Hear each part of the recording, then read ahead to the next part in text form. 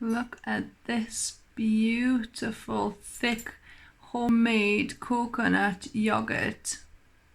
So there's two ways you can go about making this yogurt. So you could make this either from just the cream that settles at the top of the tin, or you can make it from the whole coconut milk tin. If you're going to make it from the whole coconut milk tin, there's going to be quite a bit of water and it'll go a bit watery.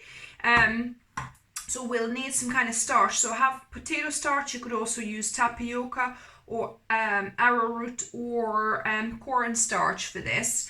So yes, I'm going to do the second method, but if you wanted to do just the first method, literally all you do is you let your milk settle at the top. Most tins will do that in the room temperature anyway, as you can see. This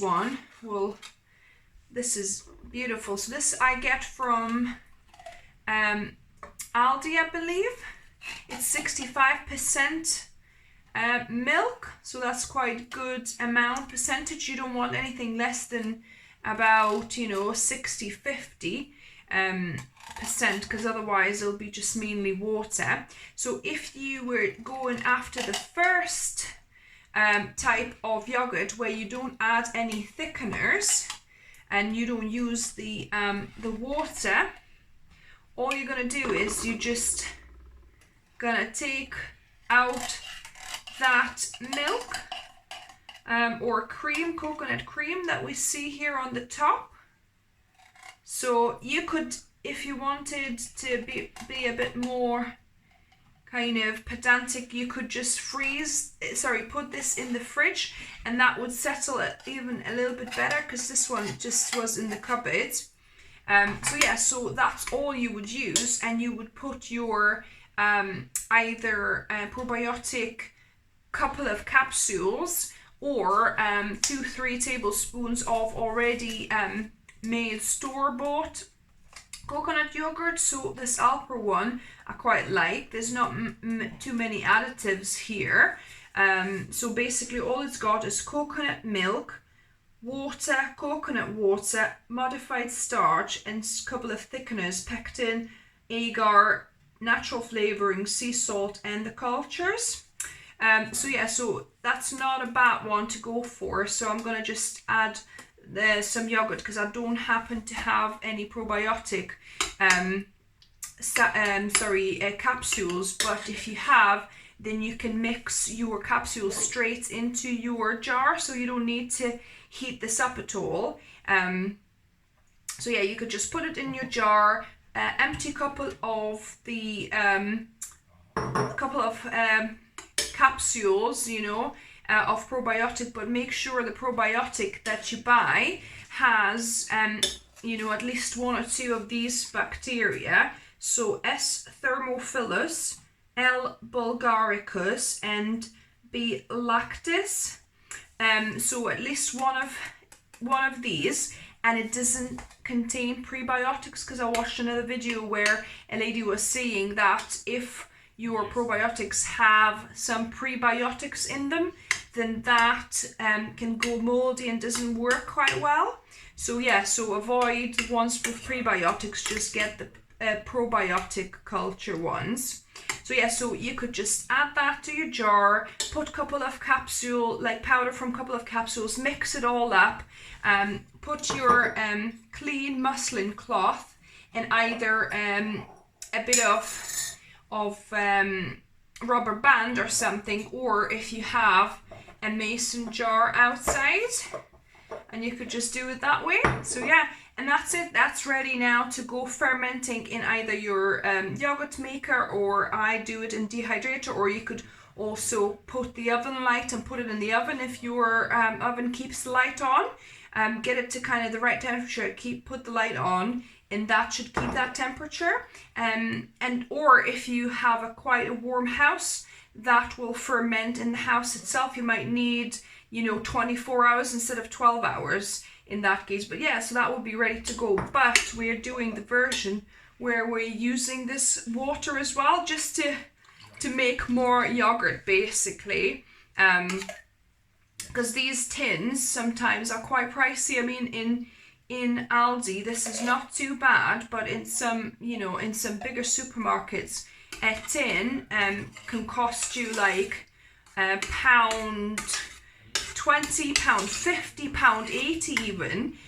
Whereas I think in Lidl or Aldi, I buy them at 80 pence, which is not too bad, but still, if I was gonna use just the cream, I'm still losing out on about that much of kind of potential yogurt. So yeah, so I'm gonna do it with an extra bit of starch to thicken it up to make more yogurts.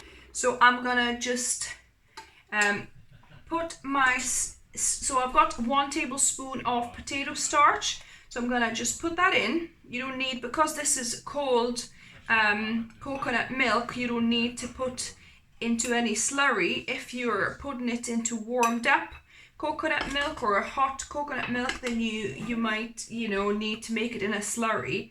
But I'm just gonna get my whisk and whisk that up. So I'm just gonna whisk it all up until the powder is uniform. To heat on quite low and get it to just boiling, to get that starch to thicken up the yogurt a bit more, because obviously it'll get thinner now since it's going to be heating up.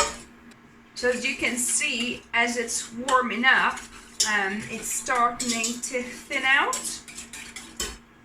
So yeah, so that's why we needed that tablespoon of starch. We'll see if we need any more. It all depends on how watery your coconut milk is. So yeah, so get full fat, don't get the light versions. Yeah, definitely full fat coconut milk needed with a good kind of coconut percentage in there. And also, as I saw in this yogurt, they had a little bit of salt, so I'll put a couple of grains, just a tad, a bit of salt, but it's optional, you don't have to put any. So, because this Alpro Greek style coconut yogurt is 350 grams, and I think it's cost £1.50 or £1.75. So if I can make it from 80 pence coconut tin myself, then yeah, so I'm saving about half of the money of buying this yogurt, and I don't need to add so many, you know, extra bits. I could use just the coconut milk, a bit of starch, and just a few tablespoons of existing yogurt or probiotics. Right, so as you can see, it's starting to bubble up now, and it is looking thicker. So depending how thick you want it, when it cools down in the fridge afterwards, it will obviously thicken up more, because the coconut milk will thicken up more, as you saw how it was in the tin, and it was actually even in room temperature. But yeah, if you want a really thick yogurt, you might want to put another half to a tablespoon of starch initially, you know, once you know the consistency of coconut milk tins you're buying. So yeah, that's pretty much ready. So what I'm gonna do, I'm gonna switch it off. I'm gonna let this cool to a temperature where I can put a finger in. It feels like kind of nice and warm, so it's like a skin or room temperature, about 37 or 40 degrees. Because yogurt, you want it to keep it kind of raw, and for the bacteria not to die, you want to keep it about 40 degrees, definitely under 41 degrees. So yeah, so it needs to feel a little bit warm but not hot.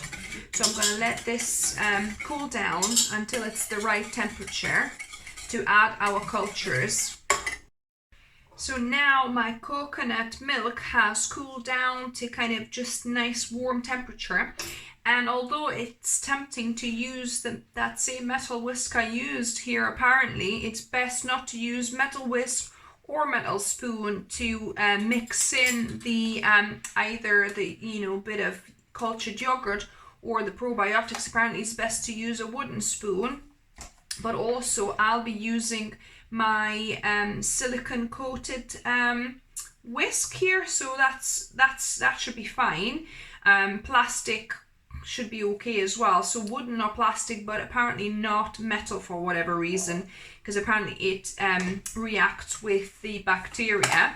So I'm gonna put good 3 tablespoons worth of store-bought yogurt here to make sure we've got enough probiotic bacteria, and I'm just gonna mix this in initially with a spoon. If you don't have a whisk, you could just do it all with a spoon. It's actually blending in quite nicely. But I like to give that bit of extra kind of making sure it's all distributed evenly within my coconut milk with the whisk. So I'm just gonna quickly give it another little whisk with this one. Perfect. So now we're ready to pour it into my disinfected jar. So make sure you disinfect any kind of, I would suggest using either glass or perhaps ceramic for this. Don't use metal, don't use plastic. Yeah, glass is probably your ideal choice. So I've disinfected this. So what I did was I washed it with hot water and dishwashing liquid, rinsed it, and then I've put a bit of bicarbonate soda and kind of rubbed it with that a little bit, and then I poured, washed it and poured boiling water on it. So that's how I disinfect my jars for canning, and that works the same way for yogurt. You want it like really clean. I did the same with that little bit of lid. So I'm just gonna pour my milk into the jar. It's looking quite thin, but you have to remember that it'll thicken more after the fermentation, but also in the fridge as well after, because that coconut milk will set more, so it should be perfect. So I've got that all in there. So you could do a single or a double here. As I'm going to be putting in my dehydrator, I'll put a double layer because I don't want it to get it dried out too much, but yet I want it to, obviously, bacteria to still be able to breathe. So I'm just going to clamp that bit of lid from the mason jar on, and I'm going to put this to ferment in my dehydrator on 41 degrees. So 41 is kind of yogurt temperature, maybe 40 degrees. If you don't have a dehydrator, you could leave it at room temperature, somewhere warm. You would probably need 48 hours then. Or you could leave it in the oven, heat it up to about 40 degrees, and then put a light on and leave it for about overnight, and check and see, maybe it needs 24 hours. But yeah, we'll leave that to ferment for 12 hours or overnight, and we'll check it. So my yogurt has been fermenting for 12 hours and then sitting in room temperature for about another 2 or 3 hours. So yeah, so let's have a look what it's looking like. So let's see the thickness. This has got a little bit of a skin, as you can see, but that is a nice texture, and that's also in room temperature. Once we put it in the fridge, that will thicken up even more.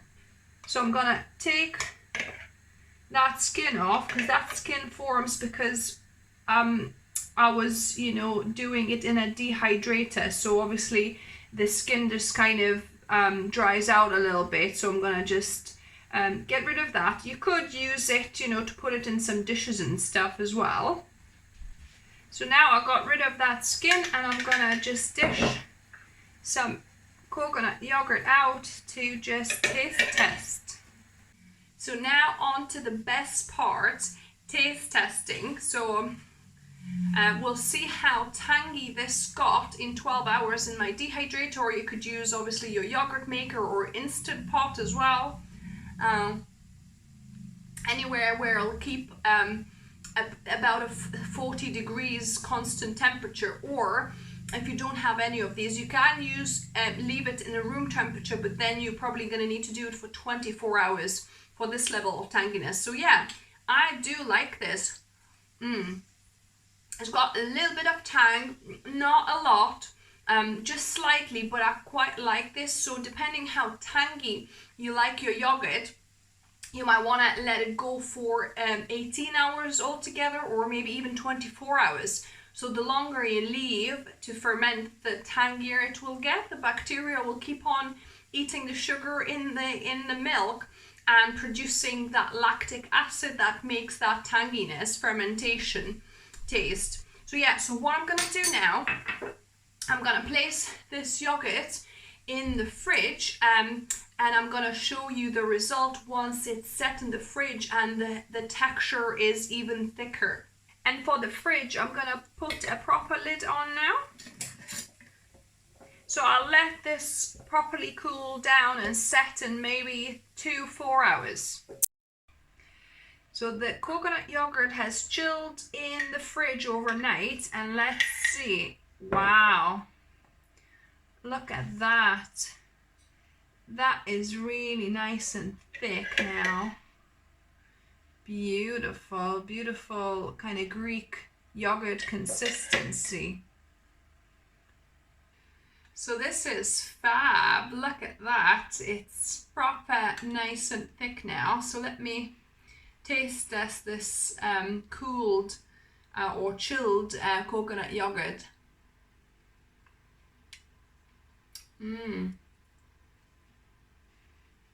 Really nice. Just that little bit of sourness that I like.